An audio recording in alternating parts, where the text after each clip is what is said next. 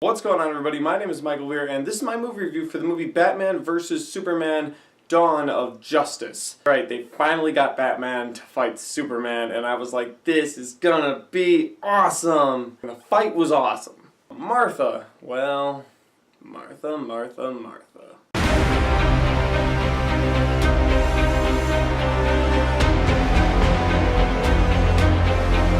The movie Batman vs. Superman is directed by Zack Snyder again. He also directed Man of Steel, and eventually he will direct Justice League, but we'll get there. This movie shows Henry Cavill returning as Superman, and it shows Ben Affleck for the first time as Batman. Now, when this movie was first announced and they were going to do Batman vs. Superman, I was hyped. And then it was Batman vs. Superman Dawn of Justice. I was like, oh, it's the start of the Justice League. I'm hyped. And then they were like, Ben Affleck is going to play Batman. I was super hyped. I'm one of the few people, I think, that actually loved the idea of Ben Affleck as Batman, because Ben Affleck has been in some quality movies in the last couple of years, and then it came down to Batman vs. Superman, and I was like, hell yes. And to be honest with you, before I get into the review of the movie, one of the pros for this movie is definitely Ben Affleck as Batman. He is by far my favorite Batman. Now, I've said this just about every time a new Batman happens. I mean, I loved Michael Keaton, and then I loved Val Kilmer.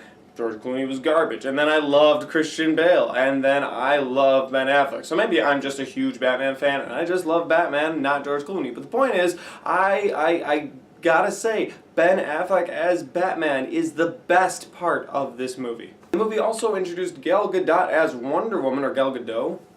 Jury's still out on that. Anyway, she's Wonder Woman, and people gave her a lot of slack too, because they were like, no, this really slim, skinny girl from Fast and the Furious, there's no way she could ever be Wonder Woman. And then she delivered as Wonder Woman in this movie. And then, of course, the follow-up Wonder Woman movie, but we'll get to that in another time. I think my issues with this movie are probably the same as my issues with Man of Steel, because Zack Snyder, again, can craft a beautiful story. Zack Snyder knows how to put all the pieces in the right place for the first, 2 acts of the movie. And then every single time, when it comes down to the end of a Zack Snyder movie, it's like, oh, we gotta do this, and this, and Martha.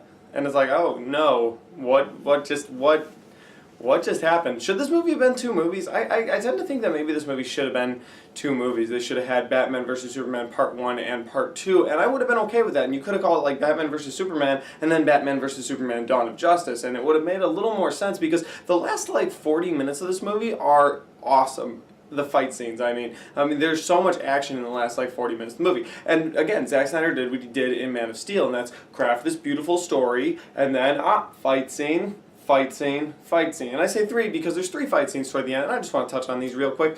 You've got Batman vs. Superman, which is just a wonderful scene. Superman's just trashing Batman, and then Batman's like, you know what, I got this kryptonite gun, bam! And he shoots him with this kryptonite gas, and then just beats the hell out of him. And it's great to see Batman get the upper hand on Superman. And it does, he gets all the way down to that last moment where he's about to kill Superman with a kryptonite spear. And he stops because of the name Martha. And that was just a horrible idea. Now, I know other critics and other people have talked about this to no end. They're just, oh, Martha. So I'm not going to mention it anymore. I'm just going to say Martha was the worst decision of this movie. Ben Affleck as Batman, Martha being the reason they stopped fighting.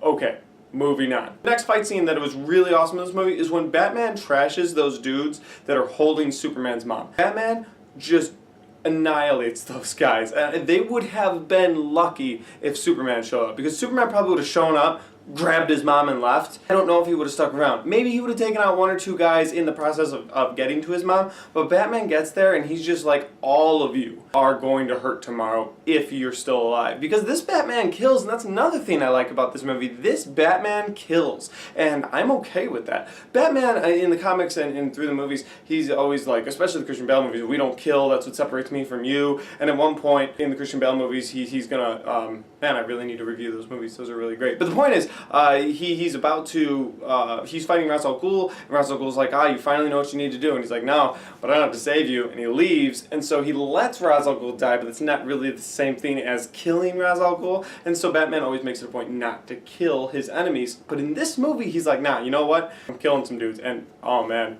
he kills some dudes in this movie. Of course, the third action scene that I was talking about earlier is the fight with Doomsday. Now, again, this is a situation where I really think Zack Snyder would have benefited from 1 movie and 2 movies. But again, he was like, no, I'm putting it all in one movie. And so we get Doomsday at the end of all of this other stuff. And you see Doomsday fighting Batman, fighting Superman, and fighting Wonder Woman. And you get that awesome throwdown between Superman and Doomsday where a nuclear bomb goes off and they both regenerate. And that's just so cool. And then Superman finally knows what he has to do and he gets that spear and he shoves it into Doomsday's heart. But Doomsday shoves his fucking, fist into Superman's chest. And they're both dead. And that was intense, and I love that they had the guts to kill Superman, to actually do it, to go that route, because Superman is such a beloved character. I didn't think they would actually do it, and so the fact that they did it, I give Zack Snyder props for that. I gotta touch on some things I didn't like about this movie, and again, I've gotta say some of the pacing. Like, in the Man of Steel movie, there's a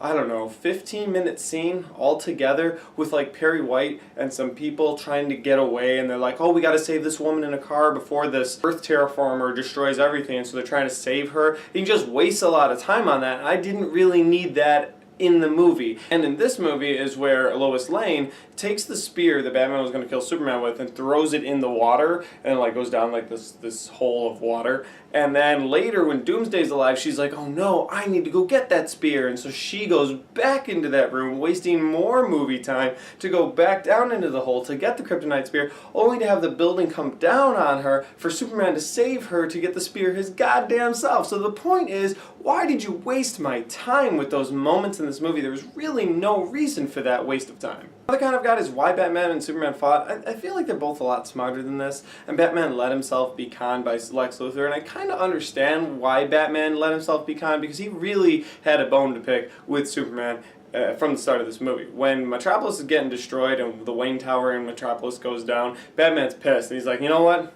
I'm gonna find out who's responsible. I'm gonna kick his ass too. And so that I kind of get his blind anger towards Superman, but I don't understand Superman's motivation for going to get Batman, and here's my thoughts on that. So Superman has like this power in the movie where he can hone in on anything because he's Superman, and so he's trained his ear to hone in on Lois Lane's heartbeat, and so anytime she's in danger, he knows, and boom, he's there. It happens several times throughout the movie. It happens when she's held by terrorists. It happens when Lex pushes her off the building and she's about to die, and as she's falling, Superman just kind of, whoop, and she's okay. And then there's another point, again with the spear, where he hears her heartbeat get too crazy, and he's like, what's going on? But my point is, he has Lois Lane honed in that much on his ear, but not his own mom? Like, really, dude? Like, his dad's dead. Like, John Kent died in Man of Steel. And so, like, how do you not have that same thing for your mom? So when Lex Luthor's like, I have your mom, and the guys that took her did not tell me. I wouldn't let them tell me, so you couldn't beat it out of me. Haha, now you can go kill Batman, or you can go... And I'm like, wait a minute, hold on. Why doesn't Superman just hone in on his mom, and then go save her, and be like, no, fuck you, Lex, and then knock his ass out of the building? I mean, like, but why? Why? So Superman, like, flies to Batman, and he's like, okay...